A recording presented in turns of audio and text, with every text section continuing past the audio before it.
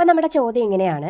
ആദ്യ വർഷം 12%, രണ്ടാം വർഷം 7%, മൂന്നാം വർഷം 6%, പലിശ നിരക്കിൽ 25,000 രൂപയ്ക്ക് 3 വർഷത്തെ സാധാരണ പലിശ എന്ത്? അപ്പോൾ നമുക്കിവിടെ കണ്ടുപിടിക്കേണ്ടത് സാധാരണ പലിശയാണ് ആണല്ലോ.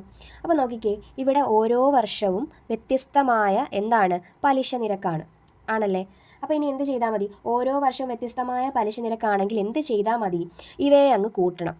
ഇവയെ കൂട്ടിയിട്ട് ഒരു വർഷത്തെ പലിശ കണക്കാക്കിയാൽ മതി. നമുക്ക് എന്ത് കിട്ടും? 3 വർഷത്തെ സാധാരണ പലിശ കിട്ടും. അപ്പം വ്യത്യസ്തമായ എന്താണെങ്കിൽ പലിശ നിരക്കാണെങ്കിൽ, ഓരോ വർഷവും വ്യത്യസ്തമായ പലിശ നിരക്കാണെങ്കിൽ അവ ആദ്യം എന്ത് ചെയ്യണം? കൂട്ടണം. അതിനുശേഷം ഒരു വർഷത്തെ പലിശ അങ്ങോട്ട് കണ്ടുപിടിച്ചാൽ മതി. അപ്പോൾ നമുക്ക് കൂട്ടാം.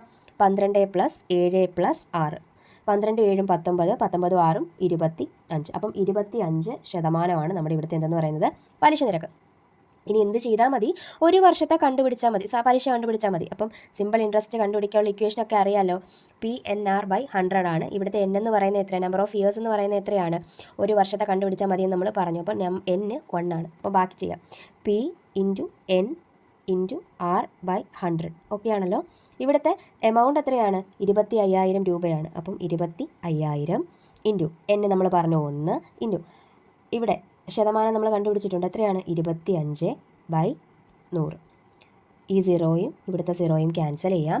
25 × 25 നമുക്കറിയാം എത്രയാണ്? 625 ആണ്. 625ഉം ഇവിടെ ഒരു 0 കൂടെ ഉണ്ട്. അപ്പോൾ എത്ര കിട്ടും? 6,250 എന്ന് കിട്ടും. അപ്പോൾ ഇവിടുത്തെ സാധാരണ പലിശ എത്രയാണ്? 3 വർഷത്തെ സാധാരണ പലിശയാണ് ചോദിച്ചേക്കുന്നത്. അപ്പോൾ നമ്മുടെ ആൻസർ എത്രയാണ്? 6,250 ആണ്.